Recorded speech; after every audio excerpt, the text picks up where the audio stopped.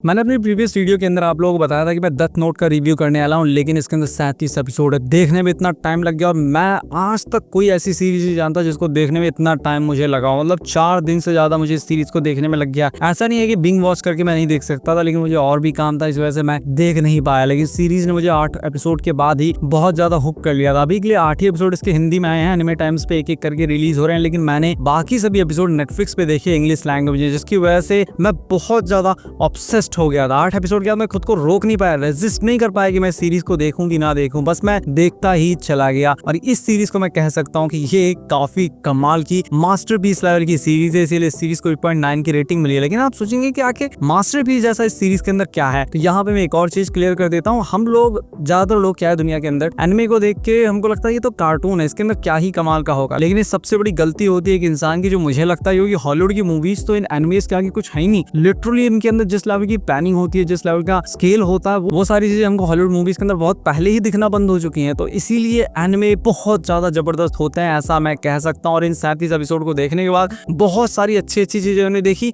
और एक बहुत बड़ा डिसअपॉइंटिंग पार्ट भी इस सीरीज का है, जो कि जिन सब लोगों ने सीरीज देखी है उनको पता होगा कि सीरीज के अंदर सबसे बड़ा डिसअपॉइंटिंग पार्ट क्या है, जो कि मैं नहीं चाहता था कि ऐसा हो, और आप लोग भी नहीं चाहते होंगे कि ऐसा हो, लेकिन फिर भी ऐसा हो गया। अब वो क्या हो गया वो मैं बताऊंगा नहीं, क्योंकि वो बहुत बड़ी चीज है, इस वजह से मैं बिल्कुल भी नहीं बताऊंगा। लेकिन जिन लोगों ने देखा उनको समझ में आ गया होगा। लेकिन हाँ, इससे आपके कोई एक्सपीरियंस पे फर्क नहीं पड़ेगा, ये कुछ और ही तरह का डिसअपॉइंटिंग पार्ट है, वो आपको बाद में पता लगेगा जब आप सीरीज देखेंगे। लेकिन अभी के लिए कहानी की बात करें तो कहानी सुन के आप खुद एक्साइटेड हो जाएंगे। इसके अंदर में कहानी देखने को मिलती है एक लड़के की, जो दुनिया भर की सिस्टम प्रणाली से, जुडिशरी सिस्टम से, पुलिस वालों से, इन सब लोगों से बहुत ज्यादा तंग आ गया। उनको लग रहा है कि इस दुनिया का कुछ नहीं हो सकता। लेकिन एक दिन उसके हाथ लगती है एक किताब जिसका नाम है डेथ नोट, जो कि खुद गॉड ऑफ डेथ की है, जिसका नाम मैं भूल रहा हूँ जापानीज में क्या बोलते हैं। और जो हमारा हीरो लाइट, उसके हाथ किताब लग गई है, वो बोलता है क्या है किताब, डेथ नोट। उसको हंसी आती है जब रूल्स पढ़ता है, तो उसको हंसी आती है कि अच्छा, नाम लिखने के बाद अगर 40 सेकंड में कुछ भी नहीं लिखा तो वो हार्ट अटैक से मर जाएगा। तो उसको काफी अजीब लगता है कि ऐसा थोड़ा ना हो सकता है। लेकिन फिर भी क्यूरियोसिटी की वजह से वो उस किताब को उठा लेता है, घर तक ले आता है, और घर ला करके टेस्ट करने के लिए एक नाम लिखता है। टीवी पे देखता है किसी को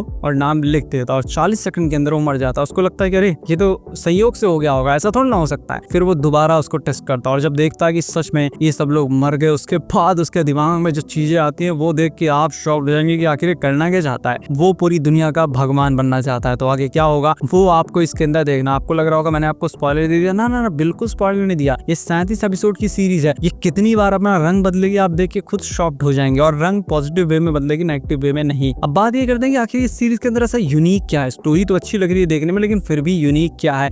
इस सीरीज का सबसे यूनिक पार्ट मुझे ये लगा कि हमारे हीरोज जब प्लान बनाते हैं ना, इसका जो विलन, अब उसको विलन कह भी नहीं सकते। मैं जब काफी बार लोगों को बताता हूँ सीरीज के बारे में, तो मैं खुद ही कंफ्यूज हो जाता हूँ, मैं विलन किसको बोलूं, हीरो किसको बोलूं, क्योंकि दोनों ही मुझको एक टाइम पे हीरो लगते हैं, दोनों ही सेम टाइम पे मुझको विलन भी लगते हैं। तो इसलिए मैं नाम लेके बताता हूँ। जैसे कि दुनिया वालों ने नाम रख दिया हमारे हीरो का, जिसका नाम लाइट है, लेकिन नाम रख दिया कीरा, दुष्टों को मारने वाला। और जो विलन है, अब विलन भी उसको नहीं कह सकते, जो पुलिस की मदद कर रहा है, उसका नाम है एल। असली नाम वो छुपा करके रखता है। और यहाँ पे सबसे बड़ा जो चैलेंज है वो यह है कि एल अपना नाम नहीं बता रहा, उसका चेहरा नहीं देखा हमारे हीरो ने, और एल किसी भी तरीके से हमारे हीरो को पकड़ना चाहता है, और हमारा हीरो जो कि किसी भी हालत में बचना चाहता है। अब अगर एल ने अपना नाम बता दिया और हमारे हीरो ने कोई गलती कर दी, तो दोनों ही पकड़े जाएंगे, या दोनों में से कोई एक डेफिनेटली मरेगा। तो पहले कौन मरेगा वो देखना है। जब पुलिस वाले लगते हैं ना उसको पकड़ने के लिए, कीरा को पकड़ना, और एल बोलता है कि अरे मैं पकड़ के दिखाऊंगा, तो मुझे लगता है घंटा पकड़ लेगा तू, है तू कैसे पकड़ लेगा उसको, वो कहीं जाता नहीं है, कुछ करता नहीं, उसको नाम ही तो लिखना इम्पॉसिबल है कि पकड़ ही नहीं सकता। मेरे दिमाग में यही आता है, और मन में ये भी आता है सेम टाइम पे कि लेकिन मुझे देखना है कि आखिर पकड़ेगा कैसे। आप खुद सोचिए कि अगर मैं यहाँ पे बैठ के घर से अपना किसी का भी नाम लिख के उसको मार सकता हूँ, आपको क्या विश्वास है कि दुनिया की कोई भी पुलिस मुझे पकड़ सकती है? मुझे तो नहीं लगता कि दुनिया की कोई भी पुलिस मुझे पकड़ सकती है अगर मैं एक किताब पे लिख के लोगों को मार रहा हूँ। लेकिन जो विलन है, विलन भी नहीं कह सकते, जो एल है, जो पुलिस के साथ मिला हुआ है, वो जिस तरीके से अपना दिमाग लगाता है, वो देख के मैं खुद शॉक्ड हो जाता हूँ और सोचता हूँ कि ना ना ऐसा नहीं हो सकता। यहाँ पे लोग ज्यादा ही सोच रहे हैं। लेकिन जिस तरीके से वो एक्सप्लेन करता है ना कैसे वो इसको पकड़ रहा है,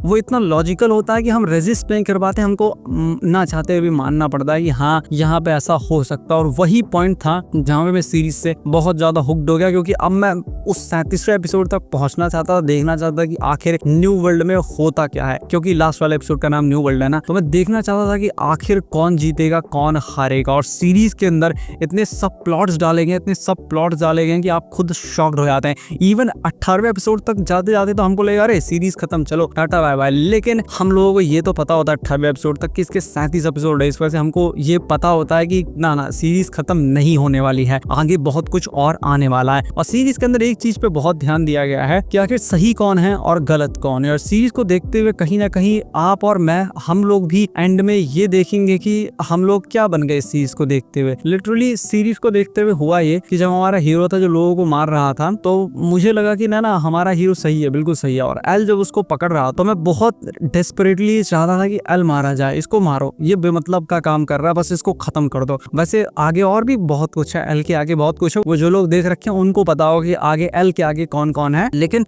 मैं चाहता था एल मर जाए। और यहाँ पे मैं सोचा कि क्या सिर्फ मैं ही ऐसा चाह रहा हूँ, क्योंकि सीरीज के आगे बहुत कुछ ऐसा होता है जिसकी वजह से खुद के ऊपर एक क्वेश्चन उठता है कि क्या मैं सच में ऐसा चाह रहा हूँ। तो मैंने क्या किया कि मैंने इस सीरीज को 10 लोगों को दिखाया, और 10 लोगों में से 7 लोग नॉर्मल लोग हैं जो कि काम करते हैं, जैसे जॉब, या जो बहुत ज्यादा अमीर बैकग्राउंड से नहीं है, और 3 लोग जिनके जीवन के अंदर ज्यादा कुछ समस्या नहीं है। और मैं देखना चाहता था कि रिजल्ट क्या निकल गया था, और रिजल्ट वही निकला जो मैंने एक्सपेक्ट किया था। जिन लोगों के जीवन में कोई भी समस्या नहीं थी, जो अच्छे घर में रहते हैं, जो अच्छे परिवार में रहते हैं, वो बोले नहीं नहीं यहाँ पे थोड़ा गलत हो रहा है, कीरा को इतना गलत नहीं करना चाहिए। लेकिन जो लोग परेशान हैं, जो लोग जॉब कर रहे हैं, उनका मानना था कि कीरा बिल्कुल सही कर रहा है, एल को मरना चाहिए। तो ये काफी शॉकिंग चीज है, और ये इसलिए हो रहा है क्योंकि हम कीरा के अंदर अपने आप को देखते हैं। अब बुक का इम्पैक्ट जो कीरा के ऊपर पड़ता है, वही इम्पैक्ट इस सीरीज का हमारे ऊपर भी पड़ता है। जब गॉड ऑफ डेथ बताता है बुक के बारे में, तो उसकी हंसी देख के समझ में आता है कि बुक डेफिनेटली कोई ना कोई इम्पैक्ट अपने यूजर के ऊपर डालती जरूर है, और वो आपको समझ में आएगा जेल वाले सीन पे। और जेल वाला सीन देख के आप समझ नहीं पाएंगे यहाँ पे हो क्या रहा है, लेकिन जब जेल वाला सीन एंड होगा, जब मिस्ट्री रिवील होगी, तब आपको पता लगेगा कि यहाँ पे हुआ क्या है। और वो पॉइंट बहुत जबरदस्त पॉइंट था, वहां पे समझने में मुझे टाइम लग गया, यहाँ पे हुआ क्या, यहाँ पे है ये चिल्लाया क्यों। तो वो सारी चीजें मिलकर सीरीज को बहुत ज्यादा इंटरेस्टिंग बनाती हैं। और सीरीज के अंदर बहुत सारी ऐसी चीजें जिसके ऊपर मैं 50 मिनट तक बात कर सकता हूँ। इसकी फिलॉसफी काफी कमाल की, इसकी राइटिंग काफी कमाल की। और जब वो पॉइंट आएगा ना जहाँ पे हमारा हीरो विलन को पकड़ना चाहता है, या विलन क्या कहें, दोनों हीरो विलन है, एल कीरा को पकड़ना चाहता है, कीरा एल को मारना चाहता है, तो यहाँ पे हमको एक बहुत ज्यादा बड़ी फाइट देखने को मिलती है दिमाग की, कि कौन क्या सोच रहा है। काफी बार जो विलन सोच रहा है वो हीरो ने पहले ही सोच रखा, और जो हीरो सोच रहा है वो विलन ने भी पहले ही सोच रखा है। तो इतना जबरदस्त क्लास देखने को मिलता है ना दोनों के दिमाग में, दोनों की प्लानिंग में, कि वो देख के आप शॉक्ड हो जाते हैं। और जिस तरीके से हमारा हीरो लोगों को बेवकूफ बनाता है, जिस तरीके से दिमाग चलाता है, वो भी देखने में बहुत ज्यादा अच्छा लगता है। ये 37 एपिसोड की जर्नी मेरे लिए एक बहुत बेस्ट जर्नी रही है, बहुत जबरदस्त जर्नी रही है, जिसके बीच में बहुत सारे ट्विस्ट एंड टर्न्स आए। और पहले क्या होता था कि जो सीरीज होती थी उसके अंदर धीरे धीरे करके एपिसोड रिलीज होते थे, तो इतना जल्दी इंपैक्ट नहीं पड़ता था। लेकिन इसके अंदर एक ही बार में, मतलब 4 दिन के टाइम पीरियड में मैंने सारे एपिसोड देख डाले, तो उसका इंपैक्ट बहुत जल्दी जल्दी हमारे ऊपर पड़ा है। बाकी इसके अंदर हिंदी डबिंग की बात करें, क्योंकि मैंने हिंदी इंग्लिश दोनों देखा, तो हिंदी डबिंग एकदम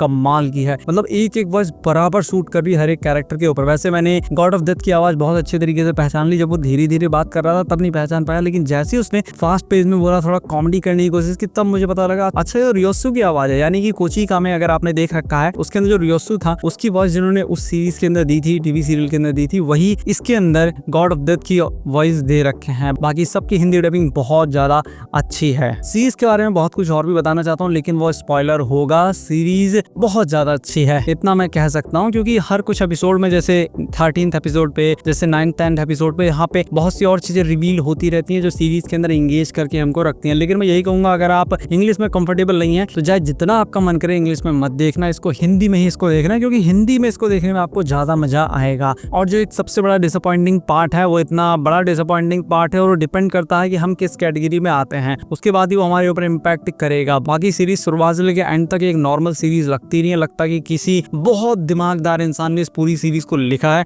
और आजकल हॉलीवुड के अंदर ऐसा कुछ भी देखने को नहीं मिलता, वो सिर्फ पैसों के लिए मूवीज इन सीरीज बना रहे हैं, और बॉलीवुड के अंदर भी ऐसा ही होता है। लेकिन बहुत कम ऐसी मूवीज इन सीरीज होती हैं जो इतनी अच्छी बने। लेकिन जापान के अंदर मेजॉरिटी एनिमे बहुत ज्यादा अच्छी होती है, और ये भी उन्हीं बहुत ज्यादा अच्छे एनिमे में से एक है जो कि आपका दिमाग घुमा करके रख देगा। तो ये एक मस्ट वॉच एनिमे। अब तो हिंदी में भी आ गया, लेकिन फैमिली के साथ नहीं देख सकते, क्योंकि वाला सीन जहाँ पे वो दूसरी बार नोटबुक यूज करता है, वहाँ पे कुछ ऐसे सीन होते हैं। और जापान के अंदर क्या होता है कि एनिमे मूवीज हर चीज को सेक्सुअलाइज किया जाता है जानबूझ के, क्योंकि वहाँ पे बर्थ रेट बहुत गिर गया है, इसलिए वहाँ पे सेक्सुअलाइज करते हैं ताकि बर्थ रेट बढ़ सके। पता नहीं इसके पीछे क्या लॉजिक है, अभी भी बर्थ रेट गिर ही रहा है। और अगर यही रीजन है कि बर्थ रेट बढ़ानी है, तो फिर ब्लर क्यों करते हो? काफी अजीब चीज है, फैमिली के लिए बनाते हो क्या? लेकिन खैर, इस सीरीज की बात करें तो मस्ट वॉच सीरीज है, जरूर देखिए। फैमिली के साथ नहीं देख सकते, अकेले देखिए, मजा आ जाएगा। लेकिन थोड़ा पेशेंस रखना पड़ेगा। अगर हिंदी के फैन है तो एक एक करके सारे एपिसोड देखिएगा, और जो जर्नी आपकी रहेगी ना, मजा आ जाएगा आपको। और मैं इस सीरीज को रेट करूंगा बड़े आराम से 9 out of 10, क्योंकि कुछ कमियां भी हैं थोड़ी बहुत, जो कि मैं जियो पॉलिटिक्स को बहुत अच्छी तरीके से समझता हूँ और चीज़ों को समझता हूँ, इस वजह से मैं कमी निकाल लिया। लेकिन मेजॉरिटी लोगों के लिए वो इतना फर्क नहीं पड़ेगा, वो इसको बड़े आराम से 10 आउट ऑफ 10 दे देंगे। लेकिन फिर भी 9 आउट ऑफ 10 किसी भी सीरीज के लिए बहुत बड़ा नंबर होता है, बहुत बड़ी रेटिंग होती है। और अगर आपको वीडियो पसंद आया तो इस वीडियो को लाइक कीजिए, चैनल को सब्सक्राइब कीजिए। मैं मिलता हूँ आपसे अपनी नेक्स्ट वीडियो में।